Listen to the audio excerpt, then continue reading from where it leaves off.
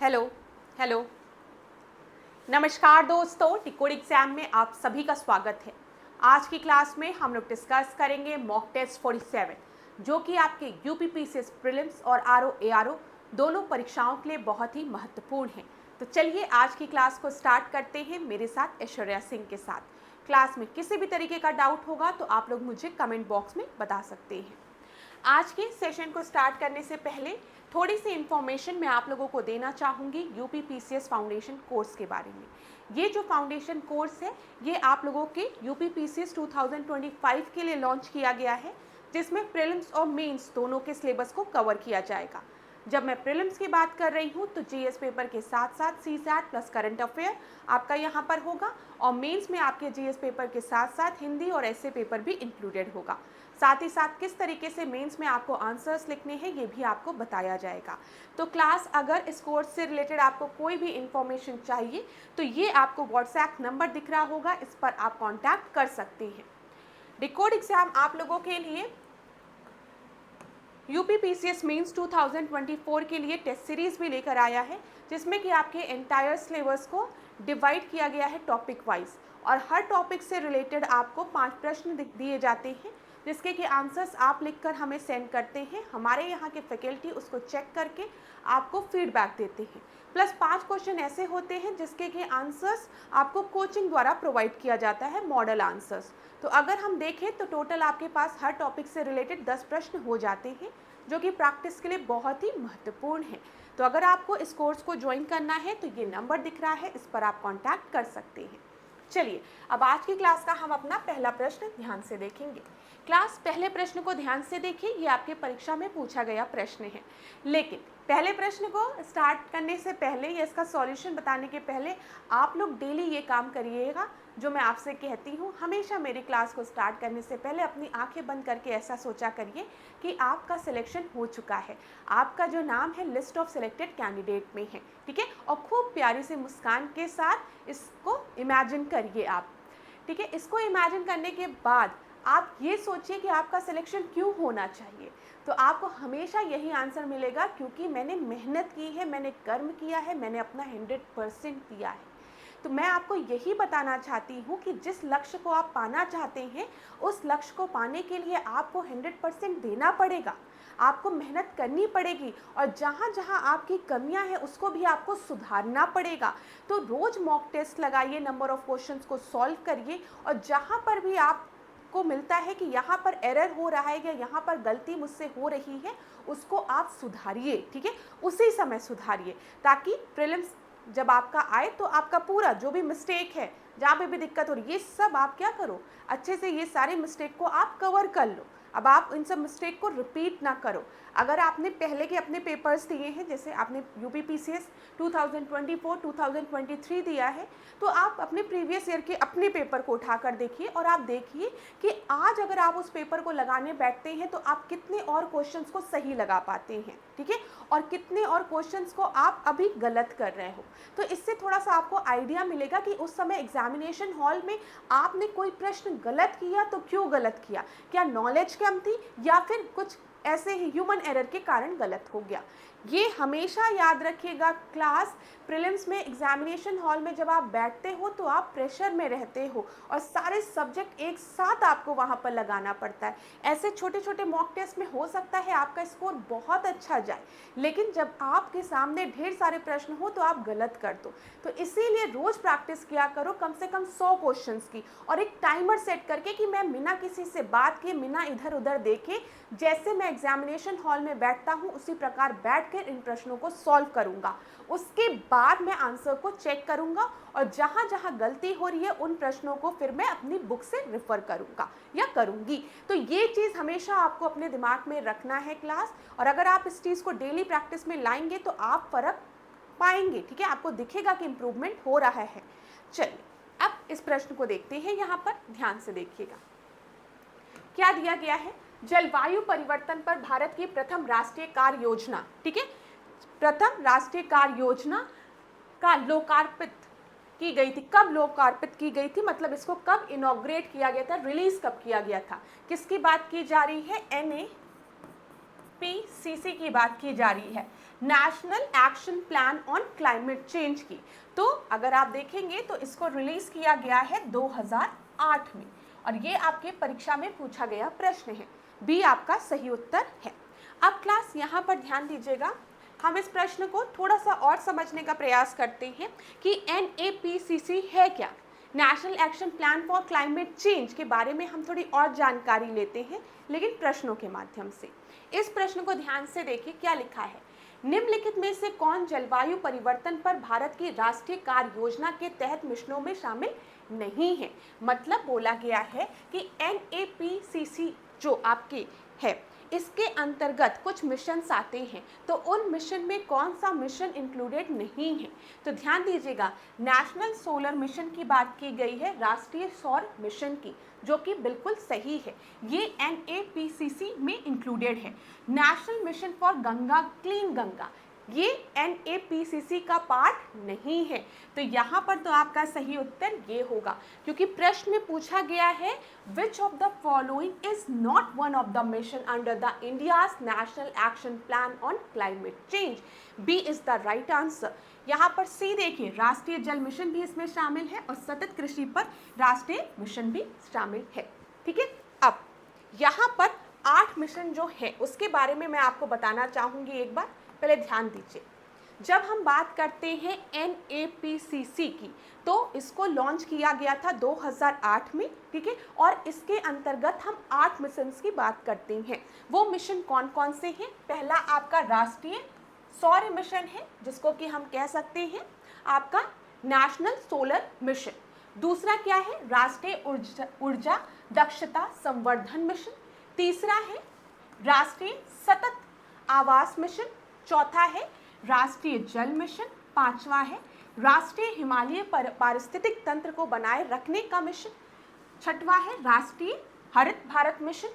सातवां है राष्ट्रीय सतत कृषि मिशन। और आठवां है राष्ट्रीय जलवायु परिवर्तन के लिए रणनीतिक ज्ञान मिशन। क्लियर है क्लास। तो आप याद रखिएगा, एक बार आपके परीक्षा में पूछा गया है कि national action plan for climate change किस ईयर में लॉन्च किया गया था, तो आप बताएंगे इसको लॉन्च हम 2008 में किए थे। ठीक है, और इस मिशन के अंतर्गत कितने मिशंस आते हैं, तो इसके अंतर्गत 8 मिशन आते हैं, जिसमें आपको याद रखना है solar mission, sustainable agriculture, green India, energy efficiency, sustainable habitat, national water mission, sustaining the Himalayan ecosystem और strategic knowledge for climate change included है।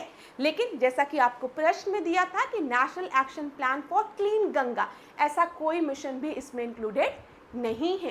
क्लियर है। परीक्षा में प्रश्न में आपको किस तरीके से कंफ्यूज किया जा सकता है, इस पर भी ध्यान दीजिएगा। क्लियर है क्लास। चलो, ये इंपॉर्टेंट है, इसको आप लोग ध्यान में रखिएगा। अच्छा, यहाँ पे एक और प्रश्न दिया था ना, इसको देख लेते हैं। कार्बन इंटेंसिटी का मतलब क्या होता है, कार्बन तीव्रता का मतलब क्या होता है। पहला दिया है जीवाश्म ईंधन में कार्बन की मात्रा, the amount of carbon in a fossil fuel. दूसरा दिया है किसी देश का कुल कार्बन उत्सर्जन, the total carbon emission of a country. तीसरा दिया है amount of carbon emitted per unit of GDP। और लास्ट दिया है atmospheric CO2 concentration, carbon dioxide concentration. तो यहाँ पर ध्यान दीजिएगा, कार्बन इंटेंसिटी की जब हम बात करते हैं तो यहाँ पर हम ध्यान देते हैं प्रति GDP इकाई कार्बन डाइऑक्साइड की का कितना उत्सर्जन हो रहा है, ये कार्बन इंटेंसिटी बताती है। Amount of CO2 emitted per unit of GDP। Clear है, क्लियर है ना क्लास। तो हो सकता है आपके परीक्षा में डायरेक्ट इस तरीके से प्रश्न बन जाए। अब इस प्रश्न को देखिए, ये पेरिस एग्रीमेंट से रिलेटेड प्रश्न है, ध्यान से पढ़िएगा। पेरिस समझौते एक संबंध में निम्न में से कौन से कथन आपके सही हैं। या उत्सर्जन को कम करने के लिए कानूनी रूप से बाध्यकारी है। इसका उद्देश्य वैश्विक तापमान वृद्धि को 1.5 से 2 डिग्री तक सीमित करना है। भारत ने इस समझौते के तहत अपने INDCS प्रस्तुत किया है। बताइए यहाँ पर आपका सही उत्तर क्या है। यहाँ पर ध्यान दीजिएगा, इट इज लीगली बाइंडिंग, ये गलत है, ये लीगली बाइंडिंग नहीं है। ठीक है, ये कानूनी रूप से बाध्यकर नहीं है। और दूसरा जो है यहाँ पर एम 1.5 से 2 डिग्री सेंटीग्रेड लिमिट करने का है ग्लोबल टेम्परेचर को, ये बिल्कुल सही है। और India submitted it's INDC under its agreement, ये भी सही है। तो यहाँ पर आपका सही 2 और 3 हो जाएगा, ध्यान रखिएगा। अब इस प्रश्न को देखते हैं, यहाँ पर क्या दिया गया है, ध्यानपूर्वक पढ़िए, समय लेने की आवश्यकता हो तो आप थोड़ा टाइम भी ले सकते हैं। Which one of the following is not correctly matched? पहला दिया है मालप्रभा कृष्णा, हेमावती के कावेरी, मंजरा गोदावरी, प्राणहिता महानदी। बताइए क्लास, थोड़ा समय ले लीजिए आप लोग, ट्रिब्यूटरी से रिलेटेड है। मालप्रभा कृष्णा बिल्कुल सही है, हेमावती कावेरी भी सही है, ठीक है। मंजरा की जब हम बात करेंगे गोदावरी सही है। प्राणहिता किसकी ट्रिब्यूटरी है, महानदी की है? नहीं, ये किसकी ट्रिब्यूटरी है, गोदावरी की। प्रश्न में क्या पूछा गया था कि कौन सा आपका सही सुमेलित नहीं है, तो डी आपका सही सुमेलित नहीं है। ये आपको गोदावरी नदी दिख रही होगी। गोदावरी कहाँ से निकलती है, त्र्यंबकेश्वर से निकलती है, याद रखिएगा। गोदावरी की ट्रिब्यूटरीज अगर आप देखेंगे तो पेन गंगा, वेन गंगा, वर्धा, प्राणहिता, इंद्रावती, सबरी, ठीक है, मंजरा, गोदावरी ये आपकी ट्रिब्यूटरी है, गौतमी, वशिष्ठ, सिलेरू, दिख रहा है? बताइए। अब देखिए क्लास, पेपर में क्या देखा गया है कि गोदावरी की कौन सी ट्रिब्यूटरीज बार बार रिपीट की जाती है, पेन गंगा, वेन गंगा, प्राणहिता, ये सब कई बार देखा गया, पूछा गया है। तो याद रखिएगा, पेन गंगा और वेन गंगा किसकी ट्रिब्यूटरी है, गोदावरी की ट्रिब्यूटरी है। पेन वेन, ठीक है, पेन वेन हो रहा है, आप कहते नहीं हो पेन वेन हो रहा है, पेन वेन हो रहा है बहुत, ठीक है। तो पेन वेन किसकी ट्रिब्यूटरी है, गोदावरी की, ठीक है, गोदावरी की। वर्धा, प्राणहिता, इंद्रावती, सबरी, ये सब किसकी ट्रिब्यूटरी है, गोदावरी की। लेकिन परीक्षा में कई बार आपको कंफ्यूज करने के लिए ज्यादातर पेन और वेन गंगा की बात करते हैं। तो आज के बाद आप ऐसे बोलिएगा पेन वेन गो, पेन वेन गो, पेन वेन गो, तो आपको याद रहेगा पेन वेन किसकी है, गोदावरी की ट्रिब्यूटरी है। इसको याद रखिएगा क्लास। अच्छा, जब पेन वेन बहुत होता है तो एक समय ऐसा लगता है ना कि प्राण निकल रहे हैं ना, प्राण निकल रहे हैं, तो पेन वेन प्राण ये सब किसकी है, ये सब गोदावरी की है, ठीक है। चोट लग जाती है तो पेन वेन बहुत होता है, जब चोट लगती है आपको तो पेन वेन बहुत होता है, जैसे लगता है प्राण निकल जाएंगे, तो चोट को सिल दो, सिलेरू किसके ट्रिब्यूटरी है, गोदावरी की। तो थोड़ा बहुत आपको इस तरीके से याद रह सकता है, ठीक है। बताइए क्लास, बताइए, थोड़ा सा इमेजिन करवा दूं, अभी इमेजिन करोगे थोड़ा सा, देखो ऐसा इमेजिन करो ये एक बैटलफील्ड है, युद्ध चल रहा है, युद्ध, वॉर चल रही है, वॉर, ठीक है। वो क्या चल रहा है, युद्ध, बोलो मेरे साथ, गोदावरी की ट्रिब्यूटरी याद करा रही हूं मैं आप लोगों को। वॉर चल रहा है, लड़ाई चल रही है, ठीक है। यहाँ पे कोई एक सोल्जर है, हम मान के चल रहे हैं, ठीक है, सोल्जर है, इसको क्या लग गया, चोट लग गई, इसको चोट लग गई, वॉर में लड़ाई कर रहा है तो चोट तो लगेगी ही, ठीक है। तो इसको पेन और पेन वेन बहुत हो रहा है, पेन वेन इसको बहुत हो रहा है, तो आपने कहा जो चोट है उसको सिल दो, उसको सिल दो, ठीक है, तो थोड़ा आराम मिलेगा। तो यहाँ पर ध्यान दीजिए, देखिए गोदावरी की ट्रिब्यूटरी को याद करने के लिए वॉर में वर्धा, वॉर मतलब वर्धा, पेन वेन बहुत हो रहा मतलब पेन गंगा, वेन गंगा, ठीक है। पेन वेन बहुत होने के कारण ऐसा लग रहा है जिससे प्राण निकल जाएंगे, तो प्राणहिता, ठीक है। फिर उसके बाद आपने कहा जो चोट लगी है ना उसको सिल दो, तो सिलेरू, ये याद रखिएगा। बताओ क्लियर है? अब इंद्रावती थोड़ा सा याद रख लेना, नहीं तो याद रख लेना जो सोल्जर है उसका नाम इंद्र है, ठीक है, सोल्जर का नाम इंद्र है। अब कभी भूलोगे, बोलो, गोदावरी की ट्रिब्यूटरी भूलोगे? कभी नहीं भूलोगे। एक बार और रिवाइज कराऊंगी, जल्दी से अपनी आंखें बंद करो, जो बोल रही हूं उसको सुनो, एक स्टोरी के फॉर्म में सुनो। एक वॉर चल रही है जिसमें इंद्र सोल्जर है, ठीक है, इंद्र है, ठीक है। इंद्र को चोट लगी तो उसको पेन वेन बहुत हो रहा है, ठीक है, और उसको ऐसा लग रहा है कि उसके प्राण निकल जाएंगे। तो आपने कहा सिल दो चोट को। तो यहाँ पर क्या क्या चीजें हैं? सबसे पहले वॉर से वर्धा, सोल्जर का नाम इंद्र है तो इंद्रावती हो गया, ठीक है। उसको चोट लगी जिसकी वजह से पेन वेन बहुत हो रहा है, तो पेन गंगा, वेन गंगा, ठीक है, पेन गंगा, वेन गंगा, और ऐसा लग रहा है उसको प्राण निकल जाएंगे तो प्राण हिता। तो आपने क्या कहा? चोट को सिल दो सिलेरू, बस खत्म। इतना ट्रिब्यूटरी तो याद हो गया होगा। अभी थोड़ी देर बाद फिर रिवाइज कराऊंगी। अब देखो, गोदावरी की ट्रिब्यूटरी आज आपको याद हो गई। ये वाले ट्रिक से ज़्यादा अच्छा ट्रिक है जो मैंने आपको बताया है, लेकिन अगर आपको SPPM विद आइस सोडा याद रखना है तो आप याद कर सकते हो। लेकिन मुझे पता नहीं क्यों लगता है जब आप किसी चीज़ को एक स्टोरी के फॉर्म में याद रखते हो ना, एक पिक्चर के फॉर्म में, तो वो ज़्यादा समय तक याद रहता है। यहाँ देखो कौन सी नदी है? महानदी है। तो चलो महानदी का जल्दी से मैं आपको याद करा दूं, महानदी की ट्रिब्यूटरीज याद करा दूं। ध्यान देना, ये क्या है? ये एक टेल है। टेल मतलब ये आपका कोई जानवर है, उसकी ये टेल है। टेल जानते हो ना, पूंछ है, ठीक है, और उसके पूंछ पर जोंक बैठा है। जो खून पीता है वो जोंक बैठा है, तो इसकी टेल पर एक जोंक बैठा है, ठीक है। तो आप क्या कहेंगे? टेल ऑन, देखो, joke on tail, joke on tail, ठीक है।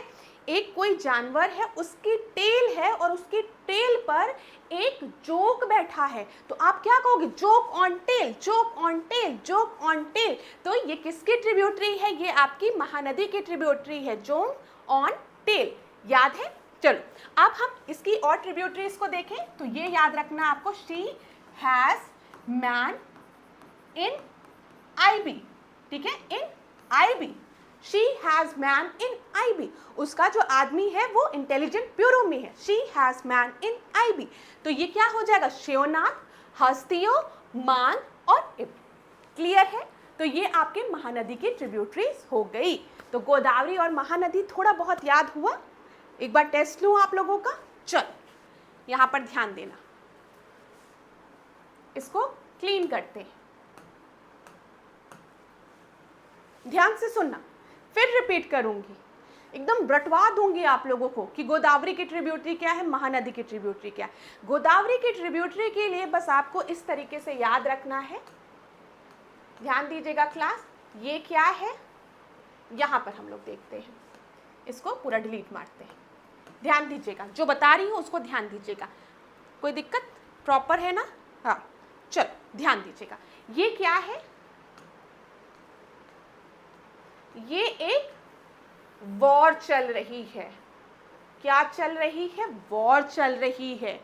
यहाँ पर इंद्र जो है, ये जो आदमी है इसका नाम इंद्र है, ठीक है। इंद्र वॉर को लड़ रहा है। अब वॉर लड़ते लड़ते इंद्र को लग गई चोट। इंद्र को क्या लग गई? चोट लग गई। तो अब इंद्र को क्या हो रहा है? पेन हो रहा है, उसको पेन वेन हो रहा है। हम कह रहे हैं उसको दर्द वगैरह हो रहा है, पेन वेन हो रहा है उसको, ठीक है। क्या हो रहा है? पेन वेन हो रहा है, और उसको ऐसा लग रहा है, इतना पेन वेन हो रहा है कि उसके प्राण निकल जाएंगे। इतना पेन वेन हो रहा है कि इंद्र को लग रहा है उसके प्राण निकल जाएंगे। तो अब आप हैं समझदार, आपने कहा चोट को सिल दो, तो सिलेरू, ठीक है, सिलेरू। तो यहाँ पर आपको याद रहेगा कि इंद्रावती किसकी ट्रिब्यूटरी है? गोदावरी की। पेन वेन मतलब पेन गंगा, वेन गंगा, ठीक है, पेन गंगा, वेन गंगा, प्राण हिता, सिलेरू। अब यहाँ पर ध्यान ये भी दे सकते हैं आप, जो इंद्र है, जो इंद्रावती है, उसके में सब्र बहुत है। इतना पेन वेन होने के बाद भी वो युद्ध में लड़ रहा है। तो क्या है? सब्र मतलब सबरी भी, गोदावरी की ट्रिब्यूटरी है। स्टोरी याद रहेगी। बस एग्जामिनेशन हॉल में ऐसे आंख बंद करिएगा और सोचिएगा कि एक बैटल फील्ड थी जहां पर वॉर हो रहा था, युद्ध हो रहा था। जैसे ही आप वॉर सोचेंगे आपको वर्धा याद आ जाएगी, ठीक है। फिर आप सोचेंगे जो सोल्जर है उसका नाम इंद्र है, इंद्रावती या इंद्रावती कर लो, लड़की रख लो भाई, क्यों लड़की सोल्जर नहीं हो सकती, इंद्रावती नाम रख लो सीधे, तो इंद्रावती हो गई। अब इंद्रावती को लग गई चोट तो उसको हो रहा है पेन वेन, तो पेन गंगा वेन गंगा हो गया, और इतना पेन वेन हो रहा है कि लग रहा है प्राण निकल जाएंगे, तो प्राण हिता हो गया, ठीक है। लेकिन तब भी वो सब्र की हुई है, ठीक है, तब भी वो सब्र की हुई है, तो आप सबरी याद रखेंगे, सब्र की हुई है, तो आपने क्या करा, सिल दो चोट को तो सिलेरू हो गया। तो ये सारी किसकी ट्रिब्यूटरीज हैं, गोदावरी की ट्रिब्यूटरीज हैं। अगर आपको गोदावरी की ट्रिब्यूटरीज याद हो गई हैं तो प्लीज मुझे कमेंट बॉक्स में बता दीजिएगा। चलो अब महानदी की ट्रिब्यूटरी एक बार और रिपीट कर दो, यहाँ ध्यान दीजिएगा क्लास, आप लोग ध्यान दीजिए। सबसे पहले आपको इमेजिन करना है, क्या एक टेल है, एक पूंछ है, और पूंछ पे जोक बैठा है, तो आप क्या कहते हैं, joke on tail, joke on tail. तो ये क्या हो गया, ये महानदी की ट्रिब्यूटरीज आपकी हो गई, ठीक है। यहां पर ध्यान दीजिएगा क्लास, हाँ ये रहा जोक ऑन टेल, ठीक है। यहीं पर अगर आपको ट्रिब्यूटरीज याद करनी है, she has man in IB, उसका जो आदमी है वो इंटेलिजेंट ब्यूरो में है, she has man in IB, तो शिवनाथ, हस्तियो, मान और इब, ये सब किसकी ट्रिब्यूटरीज है, महानदी की ट्रिब्यूटरीज हैं। गोदावरी महानदी की ट्रिब्यूटरीज को फाइनल मानूं, याद हुआ कि नहीं, कमेंट बॉक्स में मुझे जरूर बताना, ठीक है। अगर याद हो गया है तो भी बता देना, थोड़ा तकलीफ ले लेना, लिख देना कमेंट बॉक्स में, मैम को भी अच्छा लगता है, ठीक है, मुझे भी अच्छा लगता है कि आप लोग बताते नहीं मैम याद हो गया, बहुत अच्छा पढ़ाया, मुझे तो अच्छा लगता है। अब ध्यान दो, यहाँ पर कृष्णा की बात करते हैं। कृष्णा नदी जो है वो महाबलेश्वर से निकलती है, महाबलेश्वर से निकलती है। यहाँ पर देख लीजिए क्लास, जब हम बात करेंगे महानदी की तो आप याद रखिएगा ये दंडकारण्य रेंज से निकलती है छत्तीसगढ़ से, ये भी आपको याद रखना है। अब कृष्णा की हम बात कर रहे हैं, कृष्णा कहाँ से निकल रही है, महाबलेश्वर से निकल रही है। यहाँ पर घाटप्रभा, मालप्रभा, तुंगभद्रा, भीमा और मूसी, ठीक है। घाटप्रभा, मालप्रभा, भीमा, मूसी, ये सब किसके ट्रिब्यूटरीज है, तुंगभद्रा, तुंगभद्रा, घाटप्रभा, मालप्रभा, भीमा, मूसी किसकी ट्रिब्यूटरीज है, कृष्णा नदी की है। 2-3 बार बोलेंगे तो याद हो जाएगा। प्रभा, घाटप्रभा, प्रभा, ठीक है, मालप्रभा, प्रभा, तुंगभद्रा, भद्रा, ठीक है, फिर उसके बाद मूसी और भीमा कृष्णा की ट्रिब्यूटरीज हैं। कृष्णा कहाँ से निकलती हैं कृष्णा जी, ये आपके निकलती है महाबलेश्वर से, ये याद रखिएगा। चल इस प्रश्न को देखिए, थोड़ा बहुत याद हो रहा है, याद करा दूंगी मैं आपको रिवर्स की ट्रिब्यूटरीज याद करा दूंगी, और मैं इस तरीके से याद कराऊंगी कि आपके दिमाग में ज़्यादा समय तक रहे वो चीज़। अभी देखती हूँ जो कोल वाला मैंने आपको याद कराया था रिजर्वॉयर, देखती हूँ कितने लोगों को याद है, अभी पूछती हूँ, थोड़ा वेट कर लो। यहाँ देखो नदी दिया गया है और उसकी उत्पत्ति स्थल दिया गया है, कहाँ से उनकी उत्पत्ति हो रही है, ओरिजिन हो रहा है। तो यमुना, यमुना कहाँ से निकलती है, यमुनोत्री से निकलती है, ठीक है। तो ए का आपका 4th हो जाएगा, ए का 4th इतनी जगह दिया है, इसको एलिमिनेट कर दो। कृष्णा की बात करें तो कृष्णा कहाँ से निकलती हैं, महाबलेश्वर से निकलती हैं। गोदावरी अभी मैंने आपको बताया त्र्यंबकेश्वर, नासिक से, तो सी का सेकंड यहाँ है। कृष्णा महाबलेश्वर से, ये रहा, और महानदी सिहावा, छत्तीसगढ़, दंडकारण्य रेंज, याद रहेगा, वेरी गुड। तो बताओ महानदी दंडकारण्य रेंज सिहावा छत्तीसगढ़ से ओरिजिन होता है, तो सी आपका सही उत्तर है। यहाँ पर देख लो, यमुना यमुनोत्री बंदरपूज, कृष्णा महाबलेश्वर महाराष्ट्र, गोदावरी त्र्यंबकेश्वर नासिक, महानदी सिहावा पहाड़ी, ठीक है, छत्तीसगढ़ दंडकारण्य रेंज। महानदी का ट्रिक क्या है, joke on tail, joke on tail, ठीक है, जोक ऑन टेल याद रहेगा। She has man in IB, तो शिवनाथ, हस्तियो, ठीक है, मान दियो, और आपका इब हो गया। चल इस प्रश्न को देखो, यहाँ पर कोल फील्ड है और दूसरी तरफ आपको लोकेशन दी गई है, तालचेर, कर्णपुरा, सिंगरौली, सिंगरैनी। तो यहाँ पर मैंने आपको बताया है सिंगरौली कहाँ पर है, रोली कहाँ पर है, ये आपका मध्य प्रदेश में है। सुहागपुर, सिंगरौली, ये सब जो सुहाग, सिंगरौली, ये सब आपका मध्य प्रदेश में है। सिंगरैनी की बात करेंगे तो ये तेलंगाना में है, ठीक है, तेलंगाना में है। तालचेर उड़ीसा में हो गया। तो चलो इसको लगाते हैं हम लोग। तो यहाँ पर आपका सबसे पहले देखें तो सिंगरौली सोन हो गया, सी का सेकंड, ये है ना आपका, देखिए यहाँ पर ये देखिए सी का सेकंड, सी का सेकंड जैसे आप बताएंगे कि सिंगरौली जो है वो मध्य प्रदेश में है और मध्य प्रदेश में आपको सोन घाटी मिल रही है, तो आप जैसे यहाँ पे आपने सी का सेकंड लगाया तुरंत आपको ऑप्शन ए सही मिल गया। तालचेर की बात करते हैं तो ये आपका उड़ीसा साइड में हो गया, यहाँ पर महानदी घाटी आपको दिखेगी, ठीक है। कर्णपुर की बात करेंगे हम तो दामोदर वैली, और फिर उसका सिंगरैनी की बात करेंगे तो यहाँ पर आपका हो जाएगा सिंगरैनी में गोदावरी, ठीक है, ये याद रखिएगा।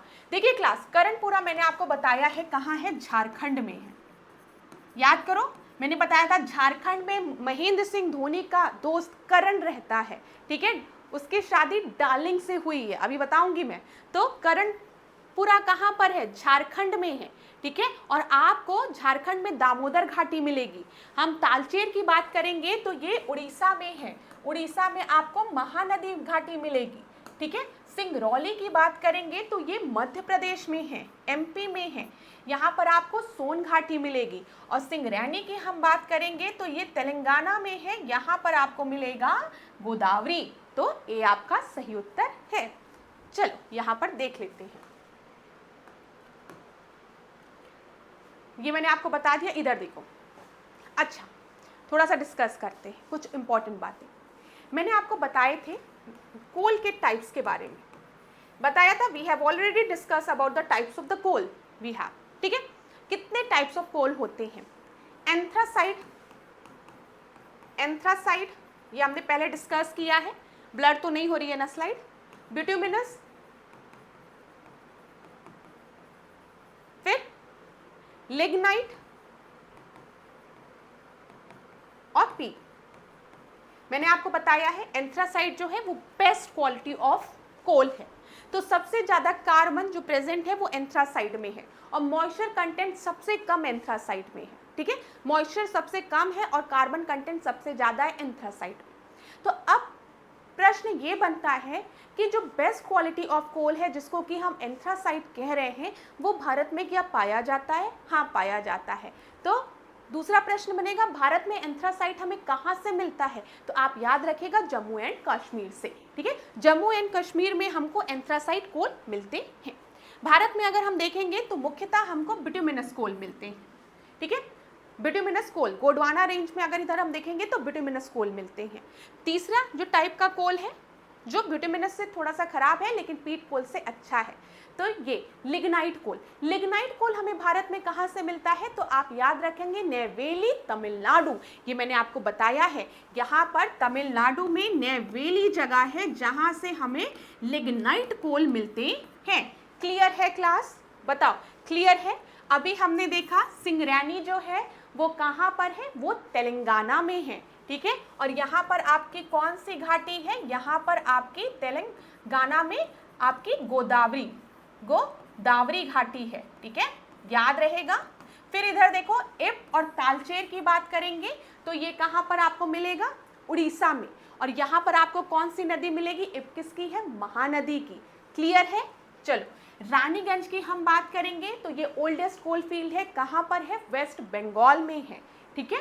फिर यहाँ पर देखो सिंगरौली है, सिंगरौली कहाँ पर है क्लास, जल्दी से बताओ, मध्य प्रदेश में है सिंगरौली। फिर मैंने आपको बताया था कौन सा था, सिंगरौली के बाद आपका सुहागपुर, ये सब मध्य प्रदेश में है, ठीक है, और ये आपके कोल के लिए फेमस है, याद रखिएगा, यहाँ पर आपको सोन घाटी मिलेगी। इधर पेंच और कान्हा ध्यान दीजिए, और झरिया और बोकारो तो आपको पता ही है, झारखंड।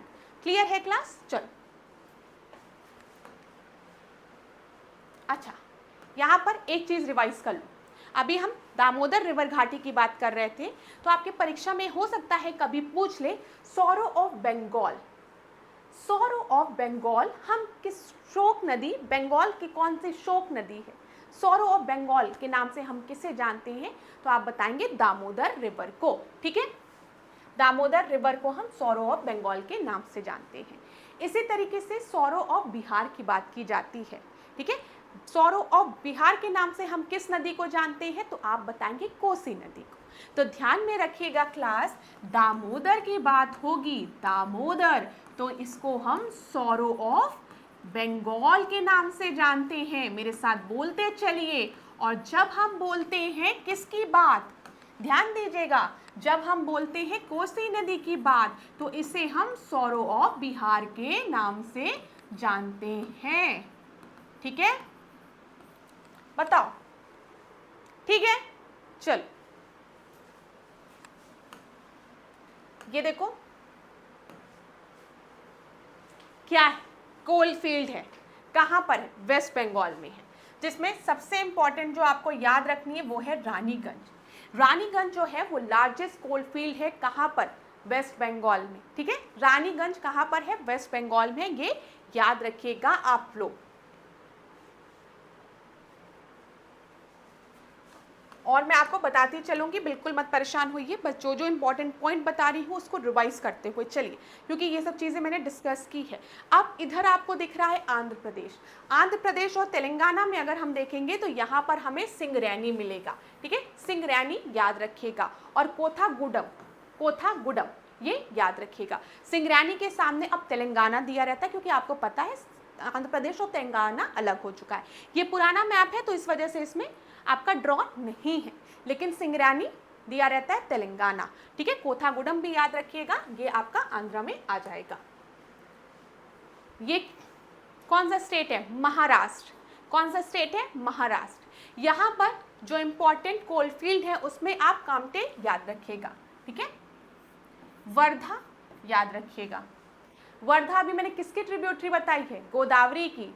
मैंने क्या बोला है, वॉर चल रही है, वॉर में कौन लड़ रहा है, इंद्रावती लड़ रही है। इंद्रावती को लगी चोट, उसको हुआ पेन वेन, तो पेन गंगा वेन गंगा हो गया। ठीक है, ऐसी चोट लगी कि उसको लग रहा है प्राण निकल जाएंगे, तो प्राण हिता हो गया। ठीक है, चोट को सिलने की बात कही गई है, लेकिन थोड़ा सब्र रखे, तो सिलेरू और सबरी ये याद रखिएगा। चलो, तो यहाँ पर देखिए वर्धा वैली कहाँ पर है, आपका महाराष्ट्र में है। कामटे कोल फील्ड कहाँ पर है, महाराष्ट्र में है। और वुन फील्ड कहाँ पर है, ये भी महाराष्ट्र में है। कामटे कोल फील्ड के बारे में आपके परीक्षा में पहले भी पूछा गया है, तो ध्यान रखिएगा। थोड़ा साइड में हो जाओ, बताओ दिख रहा है। तो कामटे कोल फील्ड, वुन फील्ड और चंद्रपुर डिस्ट्रिक्ट में आपका वर्धा वैली आपको याद रखना है। वरोरा भी याद रखिएगा क्लास, वरोरा भी पूछा जाता है, वरोरा। ठीक है, ये याद रखिएगा, वरोरा भी पूछा गया है, तो महत्वपूर्ण है। जो भी चीज़ें आपके परीक्षा में पहले पूछी गई हैं उसको मैं एक बार जल्दी जल्दी रिवाइज करा रही हूँ। चलिए आगे बढ़े। झारखंड आ गया। झारखंड की कोल फील्ड्स मैंने आपको ट्रिक से याद कराई थी, देखते हैं कितनों को याद रहता है। मैंने आपको क्या बताया था, झारखंड से MS धोनी बिलोंग करते हैं ना, महेंद्र सिंह धोनी। महेंद्र सिंह धोनी का दोस्त है, उसका नाम करण है। उसका नाम क्या है, करण है। ठीक है, याद रखिएगा। करण की शादी हुई है डार्लिंग से, तो डाल्टनगंज। ठीक है, डाल्टनगंज। अब याद रखिए कि अगर ये शांतिपूर्वक रहेंगे, इन्होंने मंदिर से शादी की, रामगढ़ हो गया, दोनों मिलजुल के रह रहे हैं, तो हर जगह जय जयकार हो रही है, जयंती जयंती हो रही है। तो यहाँ पर रामगढ़ और जयंती जयंती ये याद रखिएगा। ठीक है, अब रामगढ़ जो है वो वहाँ पर देवों का स्थान है, देवगढ़ है, तो जयंती जयंती हो रहा है, ये याद रखिएगा। अगर ये ढंग से नहीं रहेंगे तो गिरिडीह गिरिडीह ये गिर जाएंगे, ये आपको याद रहेगा। बताओ, फिर देखो मैंने आपको पहले के टेस्ट में बताया है कि MS धोनी याद रखिएगा। झारखंड, MS धोनी का मित्र है, उसका नाम करण है, तो करणपुरा आपको याद रहेगा। इसकी शादी हुई है डार्लिंग से, तो डाल्टनगंज याद रखिएगा। अब आप पूछ रहे हैं कि मैम इसकी शादी जो डार्लिंग से हुई है, ठीक है, वो कहाँ पर हुई है? तो मैंने आपको बताया देवगढ़ में हुई है। कहाँ पर? देवगढ़ में, मंदिर में देवगढ़ में हुई है। और जब इनकी शादी हो रही थी तो जयंती जयंती जय जयकार हो रही थी। किसकी? राम की। ठीक है, तो देवगढ़ में जय जयकार जयंती जयंती हो रही थी। किसकी? राम की। तो रामगढ़ हो गया। और अगर जयंती जयंती नहीं होती तो गिर गया होते सब, तो गिरिडीह गिरिडीह गिरिडीह हो गया। तो कुछ आपको याद हो गए होंगे। अब देखिए क्लास, झरिया मैं आपको नहीं याद कराऊंगी, झरिया आप सभी को पता है, ठीक है, ये आप सभी को पता होगा। बोकारो आप सभी को पता होगा। इतना बस याद रखिएगा कि हमने बोला करणपुरा, करण की शादी डार्लिंग से हुई तो डाल्टनगंज हो गया। कहाँ पर हुई बताओ? देवगढ़ में हुई। देवगढ़ में, जहां भगवान थे, देवगढ़ में जयंती जयंती जय जयकार लगाई गई। किसकी? राम की। तो रामगढ़ हो गया। ठीक है, और अगर ऐसा नहीं होता तो गिरिडीह गिरिडीह सब गिर जाते। तो इतनी चीजें याद हुई। तो यहाँ पर देख लीजिए, करणपुरा हो गया, रामगढ़ हो गया, गिरिडीह हो गया, जयंती हो गया, ठीक है, और देवगढ़ हो गया। ठीक है, और डाल्टनगंज, डार्लिंग से हुई है तो डाल्टनगंज। मैं मान के चल रही हूं कि आपको झरिया याद रहेगा और आपको यहाँ पे बोकारो भी याद रहेगा। बताओ बताओ, चलो। अच्छा, यहाँ पे ब्रह्मानी भी याद रख सकते हैं आप। ब्रह्मानी भी याद रख सकते हैं ना। देखिए, ब्रह्मानी भी याद कर लीजिए। जब आप करण की शादी डार्लिंग से करा रहे हैं देवगढ़ में राम मंदिर में जयंती जयंती के साथ, तो शादी कौन कराएगा? एक ब्राह्मण ही तो कराएगा, ब्राह्मण ही हो गया। ठीक है, और संभाल के चलो सब, तो गिरिडीह गिरिडीह गिर जाओगे बस। क्लियर? कुछ याद हो रहा है? हो रहा होगा। बिल्कुल चिंता मत करिए, यही स्टोरी आपको एग्जामिनेशन हॉल में याद आएगी। अभी मैं इसमें बहुत वैसा ट्रिक बता दूं ना तो आपको नहीं याद रहेगा, लेकिन जब आप एक इमेजिन करोगे कि महेंद्र सिंह धोनी का जो मित्र है उसका नाम करण है, करण की शादी डाल्टन से हुई थी तो डाल्टनगंज हो गया। कहाँ हुई थी? देवगढ़ में हुई थी। देवगढ़ में जब शादी हो रही तो राम राम राम हो रहा था, राम राम की जय जयकार हो रही थी। तो रामगढ़ और जयंती भी वहीं पर है। ठीक है, फिर किसने शादी कराई थी बताइए? ब्राह्मण ने कराई थी, तो ब्राह्मणी भी हो गया वहीं पर। और गिरिडीह गिरिडीह गिरिडीह अगर ध्यान से नहीं चलोगे तो गिर गिर गिर गिर गिरिडीह हो जाओगे। और झरिया और बोकारो तो आपको याद रहेगा। चल आगे बढ़ते हैं। अगला देखिए क्लास, क्या दिया गया है यहाँ पर, ध्यान से देखिएगा। Which one of the following is not correctly matched? Nangal, Sutlej, Sardar Sarovar, Narmada, Naga Arjun सागर, गोदावरी। ठीक है, कोई दिक्कत? गोदावरी। फिर उसके बाद हीराकुंड, महानदी। तो बताइए कौन सा आपका सही सुमेलित नहीं है? नांगल डैम जो है वो सतलज नदी पर है, ये बिल्कुल सही है। भाखड़ा नांगल डैम सतलज नदी पर है। सरदार सरोवर डैम नर्मदा नदी पर है। हीरा महानदी बिल्कुल सही है। लेकिन नागा अर्जुन सागर जो है वो गोदावरी में नहीं है। अच्छा बताओ, नाग के ऊपर कौन नाचे थे? नाग के ऊपर कौन नाचा था? कृष्ण नाचे थे। तो नागा अर्जुन सागर डैम जो है वो किस पर है? वो कृष्णा नदी पर है। ठीक है, इस वजह से ये आपका गलत है। बताओ, क्लियर? तो सी आपका सही उत्तर हो जाएगा। देख लो, भाखड़ा नांगल परियोजना जो है वो सतलज नदी पर है। कौन कौन से स्टेट इससे बेनिफिट पाते हैं? तो पंजाब, हरियाणा, हिमाचल प्रदेश, राजस्थान। हीराकुंड डैम जो है वो महानदी पर है। इससे बेनिफिट किसको मिलता है? उड़ीसा को मिलता है। फिर नागार्जुन सागर कृष्णा नदी पर है, आंध्र प्रदेश और तेलंगाना। सरदार सरोवर डैम नर्मदा नदी पर है, Madhya Pradesh, Maharashtra, Rajasthan, Gujarat. Clear? Clear class? अभी जो ट्रिक्स बताई हूं एक बार और रिवाइज करा दूंगी। तुम लोग कहोगे मैम बस अब याद हो गया है, अब मत रिपीट करिए। लेकिन मैं तो रिपीट करूंगी, क्योंकि मैं नहीं चाहती कि अगर ट्रिब्यूटरी से रिलेटेड कोई भी प्रश्न आए और मेरे स्टूडेंट्स की गलत हो। ठीक है, और जब वो एक स्टोरी के फॉर्म में उसको याद रखेंगे तो वो कितने भी प्रेशर में रहेंगे उनको याद रहेगा। अब ध्यान देते हैं, ये देखिए, Which one of the following river basin is largest in respect to the area? क्षेत्रफल की दृष्टि से कौन सी नदी घाटी क्षेत्रफल की दृष्टि में सबसे बड़ा बेसिन किसके पास है? कावेरी, नर्मदा, ताप्ती, महानदी। तो यहाँ पर आपका सही उत्तर क्या हो जाएगा? महानदी। ठीक है, याद रखिएगा। सी, महानदी की बात हम करते हैं तो ये सिहावा डिस्ट्रिक्ट छत्तीसगढ़ दंडकारन रेंज से निकलती है, ये याद रखिएगा आप लोग। रायपुर जिला है, ये भी याद रखिएगा। अच्छा, छत्तीसगढ़, उड़ीसा, झारखंड, मध्य प्रदेश और महाराष्ट्र में इसका विस्तार है। कहाँ कहाँ? छत्तीसगढ़, उड़ीसा, ठीक है, झारखंड, मध्य प्रदेश और महाराष्ट्र में। क्लियर है? ट्रिक रिवाइज करवाऊं महानदी की? बोलो, ये क्या है? जल्दी बोलो। टेल है। क्या है? पूछ। टेल। तो ये टेल है, इस पर क्या है? जोक है। जोक। तो आपने क्या किया? जोंक ऑन टेल। किसकी ट्रिब्यूटरी है? जोंक ऑन टेल। बताओ, महानदी की। अच्छा, एक लेडी है, she has man in IB. Intelligent bureau में इसका आदमी है, तो she has man in IB. तो शी से शिवनाथ, ठीक है, शिवनाथ, शिवनाथ। हैज से हस्तियों, मैन से मन, इफ से आई। ठीक है, क्लियर है? बताओ, क्लियर है ना क्लास? चलो आगे बढ़े। Which of the following river of India does not originate from the Western Ghat? कौन सी रिवर है वो आपके वेस्टर्न घाट से नहीं ओरिजिनेट करती है? गोदावरी, ताप्ती, कावेरी, कबाम। बताइए। तो ध्यान दीजिएगा, गोदावरी, कावेरी और कबाम, ये तीनों जो है वो वेस्टर्न घाट से ओरिजिनेट करती है, लेकिन जो ताप्ती रिवर है वो वेस्टर्न घाट से नहीं ओरिजिनेट करती है। अगर आप ताप्ती को देखेंगे तो ये आपको अरावली हिल्स, मतलब बोलना चाहिए मुझे अरावली नहीं, इधर विंध्या और सतपुरा के नीचे इधर से ताप्ती आपको निकलती हुई दिखेगी। ठीक है, और आप सभी को पता है कि विंध्या और सतपुरा के मध्य में कौन सी नदी फ्लो करती है ब्लॉक माउंटेन से? तो वो है नर्मदा नदी। ठीक है, ये भी याद रखिएगा, नर्मदा।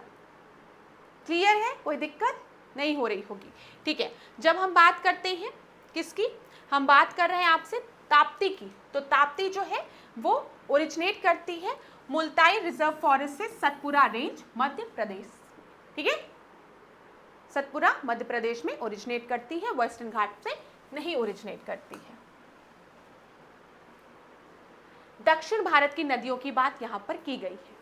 साइड में हो जाऊं ताकि आप लोगों को क्लियरली दिखे। यहाँ पर ध्यान दीजिएगा, दक्षिण भारत की नदियां प्रमुख रूप से निम्न में से कौन सा अपवाह तंत्र रखती है? तो बताइए, कौन सा अपवाह तंत्र रखती है? रेडियल, इंटरमिटेंट, डेंड्रिटिक या फिर जालीदार? ट्रेलिस। बताइए। तो जो साउथ की, जो आपकी साउथ इंडिया की जो आपकी रिवर हैं, उनका जो ड्रेनेज पैटर्न होता है वो डेंड्रिटिक पैटर्न होता है, वृक्षनुमा पैटर्न होता है। सी आपका सही उत्तर है। अगर आप डेंड्रिटिक पैटर्न देखना चाहते हैं तो कुछ इस तरीके से डेंड्रिटिक पैटर्न होता है, वृक्षनुमा। ठीक है, क्लियर है? कोई दिक्कत नहीं हो रही होगी। चलिए, Which one of the following river does not originate in India? कौन सी रिवर भारत में नहीं ओरिजिनेट करती है? तो बताइए, सतलज, चेनाब, रावी या फिर ब्यास? तो यहाँ पर आपका सही उत्तर जो है वो है सतलज। सतलज रिवर जो है वो ओरिजिनेट नहीं करती है भारत में, ये याद रखिएगा क्लास आप लोग। ए आपका सही उत्तर है। जब हम सतलज की बात करते हैं तो सतलज आपका ओरिजिनेट करती है तिब्बत में मानसरोवर से, ये याद रखिएगा। तिब्बत में मानसरोवर झील से ये ओरिजिनेट करती है, जो कि राकसताल के पास है, तिब्बत चीन में। ठीक है, फिर ये शिवालिक पर्वत को काटते हुए पंजाब में प्रवेश करती है। तो ये भी परीक्षा में प्रश्न बनता है कि भारत में जो सतलज है वो किस रेंज को काटते हुए भारत में प्रवेश करती है और किस स्टेट में प्रवेश करती है। तो आप याद रखिएगा, जो सतलज है जो तिब्बत के मानसरोवर से निकल रही है वो शिवालिक रेंज को काटते हुए पंजाब में प्रवेश करती है। ठीक है, याद रहेगा। अब देखिए रावी नदी की अगर हम बात करेंगे, रावी नदी की, तो याद रखिएगा इसका उद्गम स्थल जो है वो रोहतांग दर्रा है, ठीक है, रोहतांग दर्रा है। ब्यास नदी का भी अगर हम उद्गम स्थल देखेंगे तो वो भी आपका रोहतांग दर्रा है, ठीक है, क्लियर है। चलो आगे बढ़ते हैं। बड़ा प्रश्न है तो आप थोड़ा सा वीडियो को पॉज करके प्रश्न कर सकते हैं। एक बार वीडियो को पॉज कर लीजिए, प्रश्न को आराम से पढ़ लीजिए। क्लास क्या दिया गया है, एजर्शन रीजन बेस्ड प्रश्न है ये। Teesta river was earlier a tributary of Ganga, ठीक है, now it is a tributary of Brahmaputra. Reason दिया है river capturing is a major feature of Himalayan river. तो आपको बताना है क्या सही है, बताइए। तिस्ता रिवर जो है क्या वो पहले गंगा की ट्रिब्यूटरी थी और आज वो ब्रह्मपुत्रा की ट्रिब्यूटरी हो गई है? ये बिल्कुल सही है, ठीक है। रीजन दिया गया है कि जो रिवर कैप्चरिंग होती है यहाँ पर,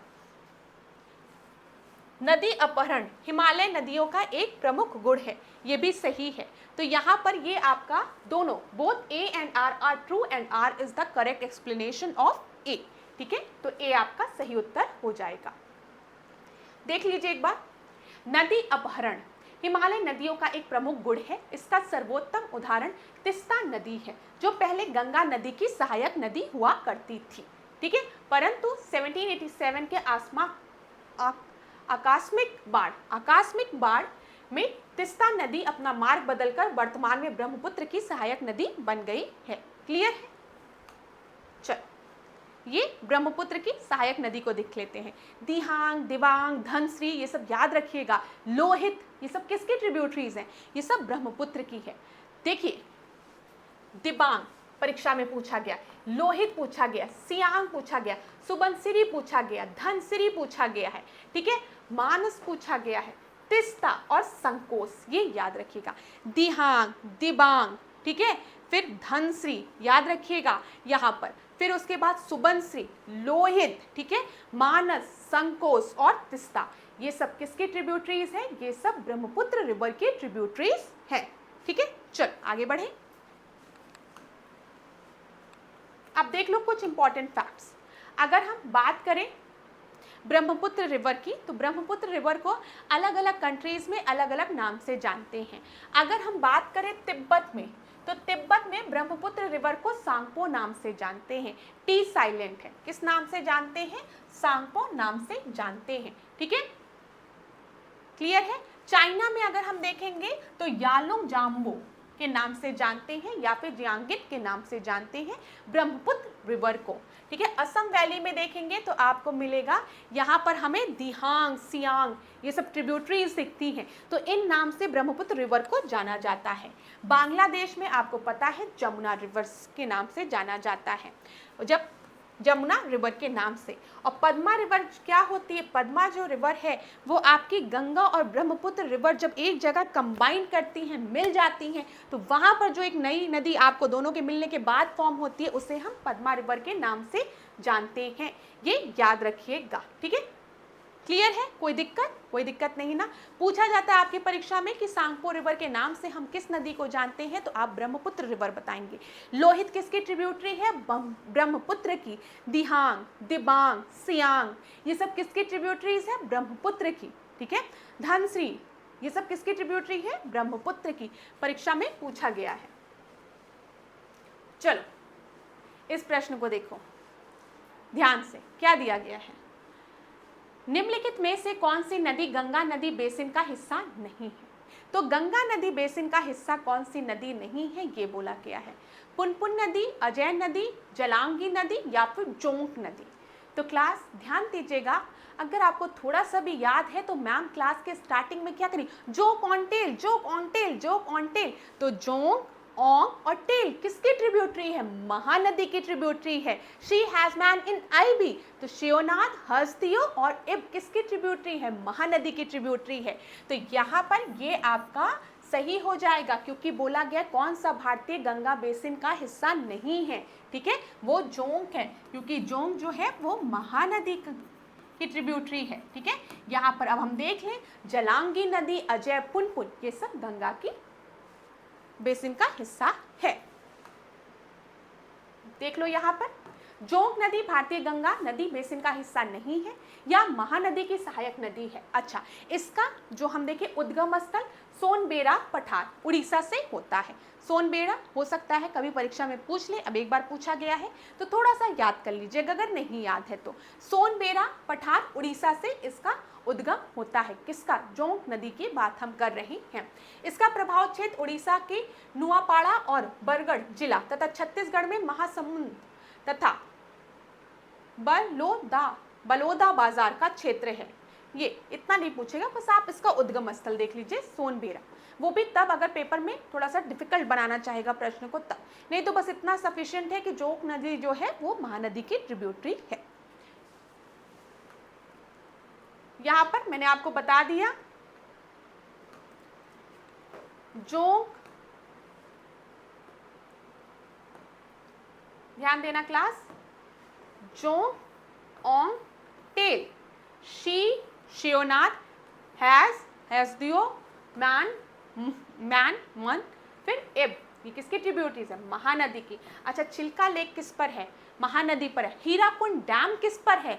महानदी पर है। ये भी पूछा जाता है ना, हीराकुंड डैम किस पर है? महानदी पर है। चिल्का लेक अगर हम देखेंगे तो महानदी, ठीक है, क्लियर हो गया होगा। अच्छा, महानदी निकल कहाँ से रही है? दंडकारन रेंज, ठीक है, छत्तीसगढ़, सिहावा डिस्ट्रिक्ट, रायपुर, ठीक है, याद रखिएगा परीक्षा में रायपुर भी दे सकता है, सिहावा भी दे सकता है, दंडकारन रेंज भी दे सकता है, या फिर छत्तीसगढ़ दे दे, तब आप टिक लगा लोगे आराम से।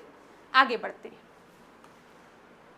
ध्यान दीजिए क्या पूछा गया है यहाँ पर आपसे पूछा गया है, in which of the following river the upper course contain fresh water but saline water flowing at the lower part. कौन सी ऐसी नदी है जिसमें कि अगर हम देखते हैं तो उसके ऊपरी मार्ग में मीठा जल होता है परंतु निचले मार्ग में नमकीन जल पाया जाता है? बराक नदी, लूनी नदी, घग्गर नदी, या फिर नन ऑफ द एबव। तो यहाँ पर आपका सही उत्तर है लूनी नदी, बी आपका सही उत्तर है, ठीक है, याद रखिएगा। लूनी नदी की ऊपरी मार्ग में मीठा जल तथा निचले मार्ग में अगर हम देखेंगे तो हमें खारा जल का प्रभाव मिलता है, ठीक है। यह राजस्थान के अजमेर जिले के दक्षिण पश्चिम में अरावली श्रेणी में स्थित नाग पर्वत से निकलती है। ये याद रखिएगा कि लूनी नदी कहाँ से निकलती है? अरावली क्षेत्र से निकलती है। अरावली क्षेत्र में किस पर्वत से निकलती है? तो नाग पर्वत से निकलती है। और आपको ये भी पता होना चाहिए जो लूनी नदी है वो कच्छ में जाकर विलुप्त हो जाती है। क्या हो जाती है? कच्छ में के रण में विलुप्त हो जाती है, ठीक है, क्लियर है। तो देखिए जब नाग पहाड़ी से इसका उद्गम होता है तब इसका जल मीठा होता है, लेकिन बालतोरा पहुँचते पहुँचते इसका जो जल होता है वो आपका खारा होने लगता है। तो पेपर में लूनी नदी से प्रश्न किसी भी तरीके से पूछे आप कर लेंगे। आप ये याद रखिएगा लूनी नदी का जो ऊपरी जल होता है वो मीठा होता है, ठीक है, और जो निचला जल होता है वो खारा होता है। लूनी नदी कहाँ से निकलती है? अरावली रेंज से निकलती है, नागा पर्वत से निकलती है। ये याद रखिएगा, नाग पर्वत से निकलती है। नाग पर्वत से जब लूनी नदी निकलती है तो उसका जल मीठा होता है, लेकिन बालतोरा तक पहुंचते पहुंचते इसका जल नमकीन हो जाता है और गल्फ ऑफ कच्छ में पहुंचते पहुंचते तो ये विलुप्त हो जाती है। क्लियर है? याद हो रहा है? याद हो रहा होगा। चलो ये देख लो, लूनी नदी का उद्गम कहां से होता है? अजमेर से, माउंट आबू से, नाग पहाड़ से, या फिर उपयुक्त में से कोई नहीं। तो अभी मैंने आपको नाग पर्वत के बारे में बताया है, ठीक है। यहाँ देख लीजिए क्लास, यहाँ पर ध्यान रहेगा आपको, ये विंध्यन है, सतपुरा है। विंध्यन और सतपुरा के मध्य में कौन सी नदी बहती है? जल्दी बताओ। Narmada, very good. यहाँ पे नर्मदा नदी बहती है, आप सभी को पता है, ठीक है। और यहाँ सतपुरा के नीचे से अगर मैं बात करूंगी तो कौन सी नदी है? तापी नदी है, याद रहेगा, ठीक है। और अगर अरावली की बात करेंगे तो अरावली में से नाग पर्वत से कौन सी नदी निकल रही है? लूनी नदी निकल रही है, जिसका कि जब ये नाग पर्वत से निकलती है तो उसका जल मीठा होता है, लेकिन बालतोरा तक पहुंचते पहुंचते जल नमकीन हो जाता है और गल्फ ऑफ कच्छ में जाकर ये विलुप्त हो जाती है। Clear class? याद हो रही है ना चीजें? याद हो जाएगी जब आप मैक्सिमम टेस्ट लगाएंगे। यहां देखो, ध्यान दीजिएगा, उत्तर प्रदेश की निम्नलिखित नदियों में से कौन सी पर्यावरण प्रदूषण के कारण जैविक आपदा घोषित किया गया है? किसको? जमुना, सई, तमसा, या फिर गोमती। तो जैविक आपदा घोषित किया है गोमती को, ठीक है।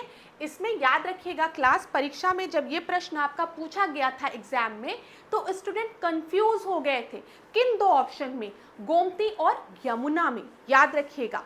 तो जब भी हम गोमती की बात करेंगे तो इसे हम क्या कहेंगे, जैविक आपदा कहेंगे, गोमती को जैविक आपदा कहेंगे। और जब हम यमुना की बात करेंगे तो इसे जैविक मरुस्थल कहते हैं, ठीक है। जैविक आपदा हम किस नदी को कहते हैं, गोमती को, याद रखिएगा। और जैविक मरुस्थल हम किस नदी को कहते हैं, यमुना रिवर को। क्लियर है, परीक्षा में पूछा गया प्रश्न है इसलिए महत्वपूर्ण है। तो क्लास अब आज के सेशन को हम यहीं पे एंड करेंगे, ठीक है। अभी इतने ही क्वेश्चन आज की क्लास में हम रखते हैं। नेक्स्ट क्लास में हम और प्रश्नों को रखेंगे, रिवर से रिलेटेड और कॉन्टिनेंट से रिलेटेड और प्रश्नों को रखा जाएगा। आज मैंने जानबूझ के कम प्रश्न रखा है ताकि जो ट्रिक्स मैंने आपको बताई है वो आपको याद रहे। लेकिन चलो एक बार जल्दी से रिवाइज कर लेते हैं सारे ट्रिक्स को। तैयार हो ना, एकदम स्लाइड के थ्रू रिवाइज करेंगे, ध्यान देना क्लास। चलो, सबसे पहले मैंने आपको कौन सा ट्रिक बताया है, मैंने सबसे पहले आपको बताया है गोमती रिवर का, गोदावरी का बताया है, ठीक है। गोमती का नेक्स्ट क्लास में बताऊंगी, सब एक साथ बता दूंगी तो मेरे प्यारे विद्यार्थी सब कंफ्यूज हो जाएंगे। ध्यान देना, क्या याद रखना है, एक वॉर फील्ड है, वॉर चल रही है, कौन युद्ध लड़ रहा है, इंद्रावती लड़ रही है। इंद्रावती को क्या हुआ, चोट लग गई तो पेन वेन होने लगा उसे, ठीक है। पेन वेन मतलब क्या, पेन गंगा वेन गंगा, ठीक है। तो जब पेन वेन होने लगा तो ऐसा लगने लगा कि उसके प्राण निकल जाएंगे, तो प्राणहिता, ठीक है। लेकिन वो तब भी सब्री करके वो युद्ध में लड़ रही है। तब आप उसकी चोट को क्या करो, सिल दो, सिलेरू हो गया। क्लियर है। तो देखो गोदावरी में हमने क्या देखा, पेन गंगा, वर्धा वॉर चल रही है, वर्धा, वेन गंगा, पेन वेन हो रहा है, पेन गंगा वेन गंगा, इतना पेन वेन हो रहा है कि उसको लग रहा है उसके प्राण निकल जाएंगे, प्राणहिता।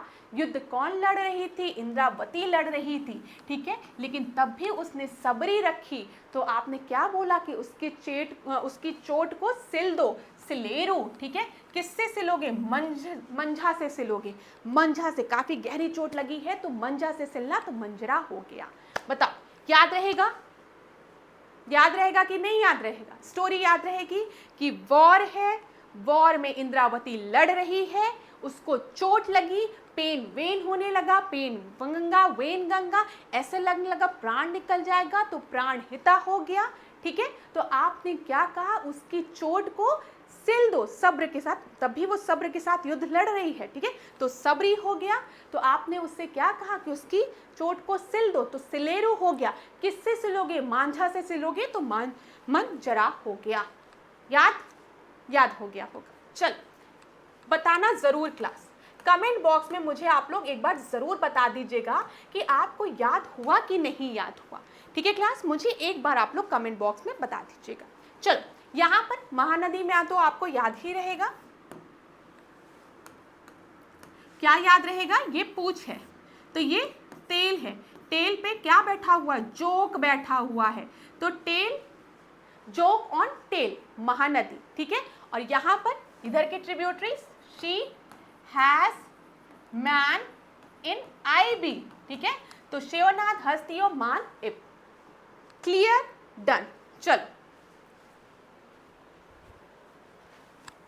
कृष्णा की मैंने आपको नहीं बताया लेकिन आप याद रख सकते हैं। यहाँ पर घाट प्रभा, ठीक है, माल प्रभा, तुंगभद्रा, मुंशी भीमा, घाट प्रभा, माल प्रभा, ठीक है, मुंशी भीमा, तुंगभद्रा, ये सब कृष्णा की ट्रिब्यूटरीज हैं।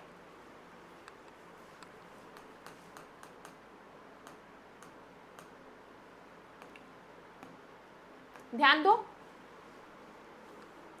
कोलफील्ड इन झारखंड, कैसे याद रखोगे, महेंद्र सिंह धोनी का दोस्त का नाम क्या है, करणपुर, करण है, तो करणपुरा याद रहेगा।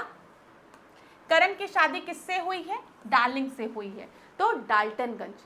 दोनों की शादी कहाँ पे हुई है, देवगढ़ में हुई है, देवालय में, देवगढ़ में हुई है, ठीक है। किस देव का मंदिर है, कौन कौन सी जयकार लग रही है, तो जयंती, जयंती हो रही है किसकी, राम की, तो रामगढ़, तो जयंती हो गया और रामगढ़ हो गया। ठीक है, अब दोनों की शादी हो रही है तो कौन कराएगा, कोई ब्राह्मण कराएगा, तो ब्राह्मणी याद रखिएगा। ठीक है, और देखिए आराम आराम से सब लोग चलिए, नहीं तो गिर जाएंगे। गिरिडीह गिरिडीह गिरिडीह, बताओ याद हुआ। अब बोकारो, झरिया, ये सब तो आपको पता ही है, ये याद हुआ, याद हो गया होगा। अगर याद हो रहा है तो मुझे एक बार कमेंट बॉक्स में जरूर बता देना। यहां पर ध्यान दे दो, एक चीज और जल्दी से रिवाइज करा दूं मैं आपको, ये मैंने आपको बता ही दिया है। हाँ, ये ध्यान देना जल्दी से क्लास। यहाँ पर अगर हम देखेंगे विंध्य और सतपुरा के बीच में आपको नर्मदा नदी दिखेगी। ठीक है, सतपुरा के नीचे आपको ताप्ती नदी दिखेगी। अरावली में नाग पर्वत से कौन सी रिवर निकल रही है, लोनी। ठीक है, जो कि आपके कच्छ में जाकर विलुप्त हो जा रही है। अब हम क्या करेंगे, आज के सेशन को यहीं पे एंड करेंगे। मुझे कमेंट बॉक्स में बताइएगा चीज़ें याद हुई कि नहीं, क्लास आपको कैसी लगी, कमेंट बॉक्स में ज़रूर बताइएगा। क्लास आने वाले सेशन में हम कुछ और ऐसे ट्रिक्स को डिस्कस करेंगे ताकि चीज़ें आपके दिमाग में बैठती जाए। और मुझे ये भी बताइएगा किस सब्जेक्ट में, किस टॉपिक में आपको ज़्यादा प्रॉब्लम होती है। आप लोग में से कई स्टूडेंट ज्योग्राफी के रिवर्स की बात कर रहे थे, तो मुझे लगा कि रिवर्स को अगर मैं खाली एक ही दिन में कवर करूँगी तो कन्फ्यूज़न होने लगेगी। देखिए, एक ही दिन में सारी रिवर्स पढ़ेंगे तो ऑफकोर्स है, मतलब आप मान के चलिए कि कंफ्यूजन होगी। इसीलिए आज हमने क्या किया, हमने महानदी, गोदावरी और कृष्णा पे थोड़ा सा फोकस किया ताकि आपके दिमाग में ये चीज़ें बैठ जाए। और छोटी मोटी नदी जैसे हमने लूनी देख लिया, ताप्ती देख लिया, ठीक है, तो आपके दिमाग में ये भी, इनकी भी लोकेशन बैठ गई होगी। अब आने वाले सेशन में हम और रिवर्स को कवर कर लेंगे, तो आप लोग बिल्कुल चिंता नहीं करेंगे। रिवर सिस्टम को हम डिवाइड करके चलेंगे ताकि आपको रिवर याद होती जाए। ठीक है, और कौन से टॉपिक्स हैं जहां पर आपको प्रॉब्लम हो रही है, अर्थक्वेक वाले टॉपिक तो मैं कवर कर लूंगी, उसकी चिंता मत करिएगा आप लोग। और वर्ल्ड ज्योग्राफी भी अभी आगे कवर होगा। ठीक है, तो इन सब को मैं कवर करूंगी, लेकिन कोई और स्पेसिफिक टॉपिक है जहां पर आप लोग को दिक्कत होती है तो आप लोग मुझे कमेंट बॉक्स में बता सकते हैं। तो चलो क्लास, आज के सेशन को यहीं पे एंड करेंगे। नेक्स्ट क्लास में हम लोग आपसे मिलेंगे, ठीक है, नए प्रश्नों के साथ। इसी तरीके से मेरे साथ, ऐश्वर्या सिंह के साथ, डिकोड एग्जाम के साथ बने रहिए। आपका दिन खूब मंगलमय हो और आप लोग खूब पढ़ें, खूब आगे बढ़ें और अपने स्वास्थ्य का ध्यान दीजिएगा, कर्म करिएगा। ठीक है, निष्काम करिए क्लास। जब आप अपना 100% देंगे और अपना कर्म करते रहेंगे बिना ये सोचे कि इसका फल क्या होगा, इसका परिणाम क्या होगा, तो जो ईश्वर है ना वो आपको बहुत ही अच्छा परिणाम देगा, ये ध्यान रखिएगा। लेकिन कर्म करना आपको पड़ेगा ही पड़ेगा। देखिए क्लास, अक्सर ये होता है, एक चीज़ मैं आपसे डिस्कस करती हूँ, कई बार बच्चे जब इस प्रिपरेशन फेज़ में होते हैं तो एक दिन ऐसा लगता है कि आज बिल्कुल नहीं पढ़ने का मन कर रहा है, या फिर बहुत निराश हो जाते हैं। दोस्तों को देखते हैं सोशल मीडिया पे तो लगता है यार दोस्त इतने आगे निकल गया, अभी तो हम बैठे हुए हैं। देखिए, अगर आप इस युद्ध में कूद गए हैं, समझिए मेरी बात, या तो आप इस युद्ध में कूदे ही नहीं होते, आप भी चले गए होते, कोई बात नहीं, क्योंकि देखिए कोई भी जॉब खराब नहीं होती, ये बहुत बड़ा फैक्ट है। हाँ, यहाँ पे कुछ आपकी जो जॉब है तो उसका कुछ चार्म अलग होता है, ये भी सही है, लेकिन हम ये नहीं कहेंगे कि उनकी जॉब नहीं अच्छी, हमारी जॉब अच्छी, ये गलत बात होती है। लेकिन जब आप इस प्रिपरेशन फेज में आ गए हैं, आपने अपने आप को एज अ ऑफिसर देख लिया है, तो फिर निराश होने की आवश्यकता नहीं है। अपने सपनों को जितनी तेजी से पकड़ोगे ना, तेजी से पकड़ने का मतलब ये नहीं है कि सो जाओ और सपनों को पकड़ते रहो। ठीक है, पढ़ो, उठो, जागो। स्वामी विवेकानंद ने कहा है ना, उठो जागो, तब तक प्रयत्न करो जब तक कि आप अपने एम को, अपने गोल को अचीव नहीं कर लेते हो। याद रखिएगा क्लास, कुछ किए बिना भी जय जयकार नहीं मिलती और कोशिश करने वालों की कभी हार नहीं होती। ये लाइन बहुत अच्छी है। ऐसे ही हरिवंश राय बच्चन की एक लाइन है, नाश के दुख में कभी दबता नहीं निर्माण का सुख, नीड़ का निर्माण फिर सृष्टि का आवाहन फिर। हमारे जीवन में ऐसी कई परिस्थितियां आ जाती हैं जब हमको ऐसा लगता है कि बस अब इसके आगे दुनिया नहीं है। ठीक है, अब क्या, अब इतना कोशिश किया था, प्रीलिम से नहीं निकल पाया, अब क्या करें, अब छोड़ दे क्या। या क्या कर ले, समझ ही में नहीं आ रहा कहाँ जाए। तो हमेशा ध्यान रखिएगा कि नाश के दुख में कभी दबता नहीं निर्माण का सुख। अगर किसी चीज का नाश हुआ है, कोई चीज खत्म हुई है, तो निर्माण भी होगा चीजों का, तो उस निर्माण के बारे में हमेशा सोचिए। तो हमेशा याद रखिएगा, नाश के दुख में कभी दबता नहीं निर्माण का सुख। नीड़ का निर्माण फिर सृष्टि का आवाहन फिर। एक चिड़िया चोच में तिनका लिए जो जा रही थी, वह सहज में ही पवन 49 को नीचा दिखाती। सोचिए, एक चिड़िया जिसका घोंसला आंधी तूफान में एकदम टूट चुका है, ठीक है, और अब उसको मतलब उसके पास रहने के लिए जगह नहीं बची है, तो क्या वो रो रही है बैठ के? नहीं, चिड़िया रोती ही नहीं है। जैसे ही आंधी पानी रुकती है, वो फिर अपने किसके घोंसले का निर्माण करना शुरू कर देती है। तो सोचिए, जब एक चिड़िया तिनका लिए जो जा रही थी, जब वो अपने घोंसले का निर्माण कर सकती है, तो हम और आपको तो ईश्वर ने मनुष्य बनाया है, ठीक है। तो बस क्लास, कभी भी निराश मत होइए, हमेशा खुश रहिए, अच्छा सोचिए, जीवन में अच्छा होगा, ठीक है।